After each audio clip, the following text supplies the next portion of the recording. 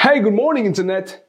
La période très particulière que nous sommes en train de vivre m'a fait réaliser que je vous avais jamais parlé d'une valeur essentielle à la vie humaine, une valeur qu'on doit tous avoir à notre arc, hein, dans notre sac, dans notre bagage d'humain, et c'est la compassion. Pour ceux qui ne savent pas ce que c'est que la compassion, faire preuve de compassion, c'est se soucier du bien d'une personne, même quand on n'a pas besoin de le faire.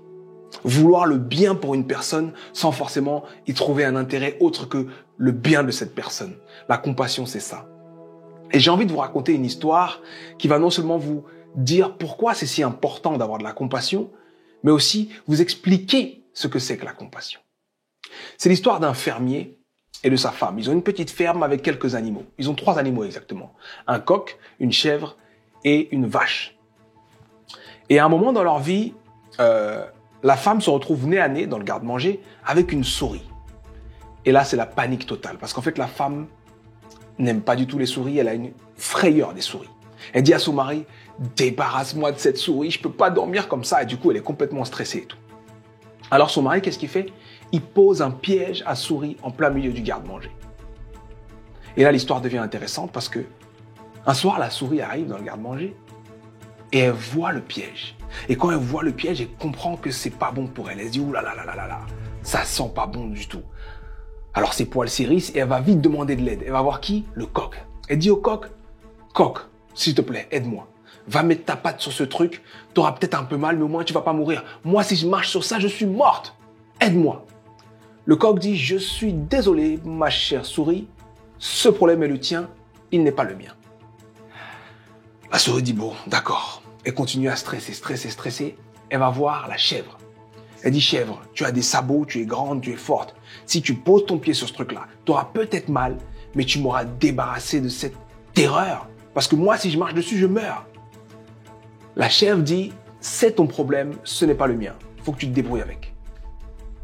La souris se dit, mais comment je vais faire? Elle va voir le plus gros animal des 3, elle va voir la vache. Et elle dit, vache, toi, c'est même pas un problème pour toi. T'as juste à rentrer dans le garde-manger, écraser ce truc et tu m'auras sauvé la vie.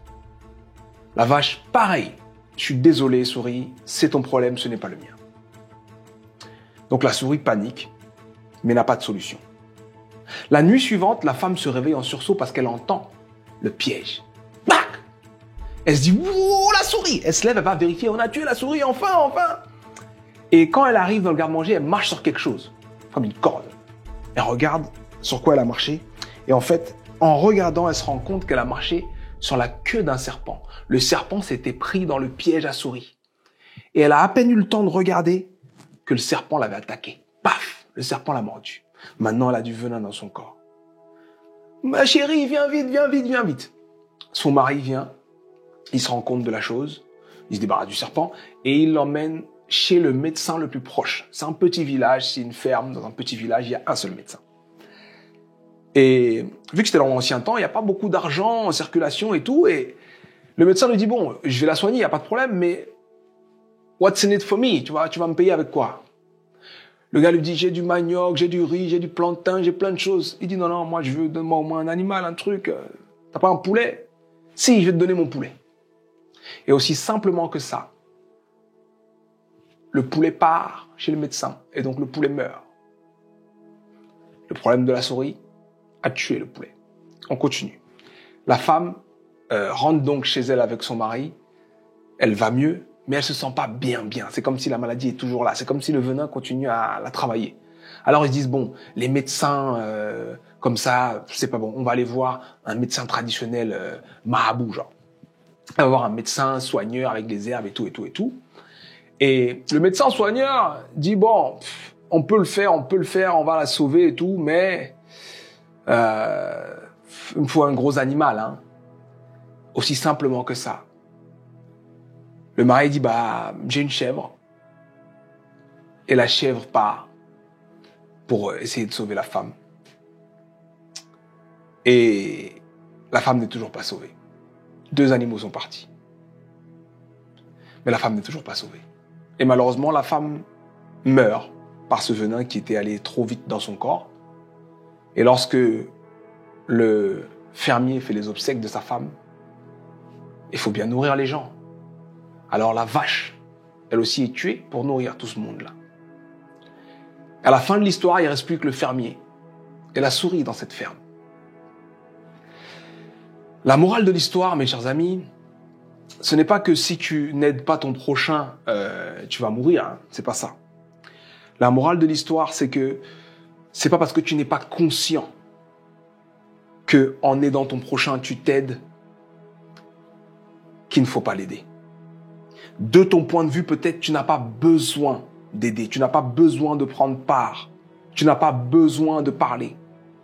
Mais sache que quand tu aides quelqu'un, tu t'aides. Déjà, même physiologiquement, hein, en neurologie, il y a des études qui ont prouvé qu'en fait, il y a une zone dans le cerveau qui est la zone du bonheur. Et en gros, cette zone s'active, que ce soit un bonheur qui est lié à toi, donc que tu reçois ou que tu te donnes à toi-même, ou que ce soit un bonheur que tu donnes à quelqu'un d'autre. Autrement dit, tu fais la même expérience en étant heureux ou en rendant quelqu'un heureux. Donc la profondeur de la compassion, c'est ça. C'est comprendre que même si tu n'es pas connecté à quelqu'un, tu es connecté à quelqu'un. Pas forcément parce qu'il va t'arriver quelque chose de catastrophique si tu ne l'aides pas, mais parce qu'il va t'arriver quelque chose de bien si tu l'aides. Et j'ai envie de te dire, tu n'as pas besoin d'aider des gens qui te tendent la main, tu n'as pas besoin d'aider des gens qui seront forcément reconnaissants, tu n'as pas besoin d'aider des gens qui comprennent que tu les aides. Tu as besoin de les aider parce que ce que tu fais en dit beaucoup sur qui tu es. Ce que eux ils font en dit beaucoup sur ce que eux ils sont. Donc mon message d'aujourd'hui, c'est faisons preuve de compassion. Si tu peux aider, aide. Si tu peux tendre la main, tends. Si tu peux donner, donne. C'est essentiel de le faire. On est tous ici ensemble et même si tu as l'illusion que lui est cool et pas moi, c'est juste que tu oublies qu'on est dans le même bateau. Si lui est cool, c'est que le bateau est en train de couler. Donc si tu l'aides, tu t'aides. Voilà mon message de ce week-end. Prenez soin de vous. C'était SUDI. Partage cette vidéo. C'est important que tout le monde sache que la compassion est une valeur essentielle à la vie humaine. Et ce partage, c'est de la compassion pour moi et pour la personne avec qui tu vas partager cette vidéo. Prenez soin de vous.